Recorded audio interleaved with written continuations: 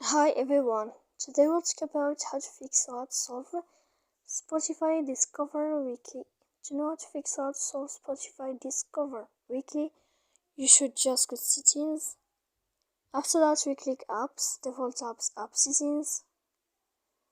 When you find this list, you will enter to the window of Spotify. Then in this page of App Info, you click on First Stop and you click OK. Here we'll enter to Storage. After that, we click Clear Cache.